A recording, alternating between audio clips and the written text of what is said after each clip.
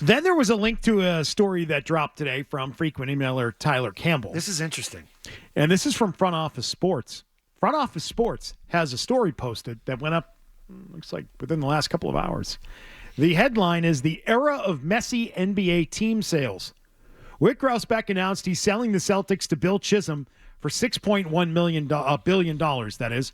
But sources tell Front Office Sports Chisholm doesn't yet have the money he needs to satisfy NBA rules. Oh.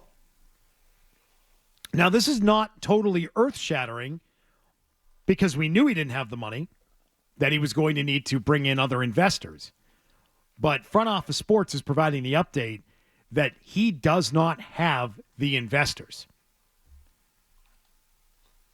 So there's somebody else that was competing how for it. How long do you get? Right. Front Office Sports reports this.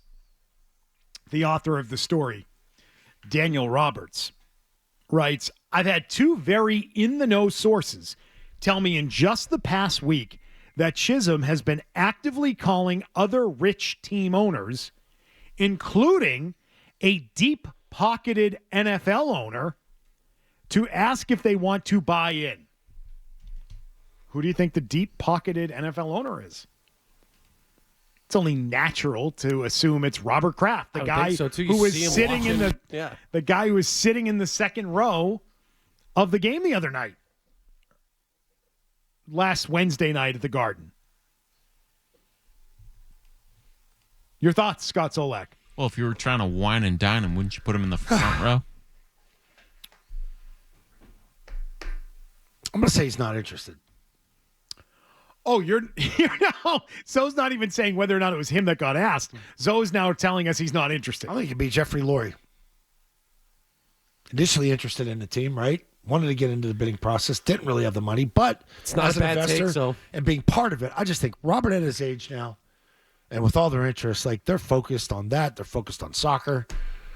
I don't think they want to get into the NBA. I don't. Maybe Jeffrey Lurie is Jeffrey pocketed NFL owner. You said NFL owner. First thing I thought, Jeffrey Lurie. Because he was rumored to be. Yeah. And his real true affiliation and love of the Celtics, big right? Celtics fan, big Celtics. I think Robert likes going to the games and sitting courtside. I don't think he the Celtics are my team. You know? Patriots. It's all Patriots. Lurie. I'm going to go with Lurie. We should have my dad call his Eagles source. That's right. Spend enough time with him. Talked to him enough on Unbelievable. a trip. Talked to him for 5 straight hours. Yeah. No, the flight wasn't 5 hours. 3 hours? Probably followed him to the hotel and talked to him there. 3 then hours went down we the baggage spent on the plane. I think he talked to him at baggage claim. We didn't even have bags to claim. Oh, he had 8 bags. He did. We saw him. The amount of bags. Yeah. Yeah, it was a gentleman who was employed by the Eagles who was on our flight. Do we know who it is? Who the person is? Yeah. Does the public know who it is? No, he would not be known to the public. He's not a known individual. But very close to the owner of the Philadelphia Eagles. And he became a close friend of my dad's on the flight to New Orleans for the Super Bowl. And Zoe just kept screaming from the last row the whole flight, "Still talking over there! What are you guys talking about? Are you still talking?"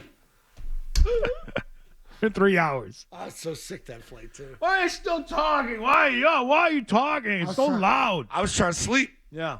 But I am. Front Office Sports writes, the phrasing of the public letter from Pags, who's been a minority owner since Grousbeck bought the team, is telling. And we agree with this. We've talked about this, that letter dropped a little breadcrumb there, saying we made a fully guaranteed and financed offer at a record price, that we had no debt or private equity money that would potentially hamstring our ability to compete in the future. Had to take that shot on the way out. Well, maybe not on the way out. Yeah. But, hey, we'll be here if needed. And then said, if the announced transaction does not end up being finalized, my partners and I are ready to check back into the game and bring it home. Oh, baby. It sounds like there are people who believe Chisholm's group may not prevail, including someone who currently owns 20% of the team. Now, that was obviously, a month ago now. But it is interesting that he's still, at this point in time, we're now almost into May, and he doesn't have the funding yet. If it falls back to Pags, by the way, is he still going to go along with this Wick stuff? No. No shot, right? No shot. Didn't pick him the first time? I don't know that he would have gone with Well, it even from if he the was beginning, the which first pick. may have led to why he wasn't picked. Yeah. Why they went for the inflated price, because that's important for the league. Yep. It's also important for the people selling it that it's sold at that high valuation. But man, oh man, how do you say you're buying the team, you're paying 6.1, and you don't even have the financing in place? That would actually be a little weird. Get courtside seats for the postseason run, right? Yeah, and then bail.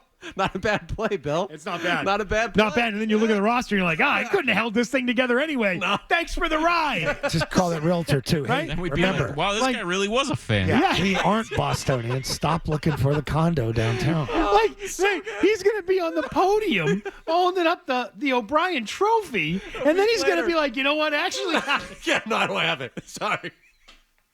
That card declined. Yeah. Whoops. he's pulling, he gets here, he's pulling out his pockets like, I thought it was somewhere. nothing. Oh. I got nothing Yeah. for you guys. Oh, run it again. See if No. it goes through. Yeah. Oh, no. That wasn't No, me. that's weird. You son of a bitches. He's gonna take that duck boat ride right on out of town. Everybody on a duck boat. Right. Hey, it's our last shot. He's gonna Jake, Everybody. He's gonna Jake Peavy it. He's got the money to buy the duck boat. He might just drive it right on out of the city limits and right on back to California, never to be heard from again. What a ride. Banner 19. I didn't want to buy the team. I wanted to buy the team store. Do a couple talking interviews. Come on with us for an hour. Classic mix-up.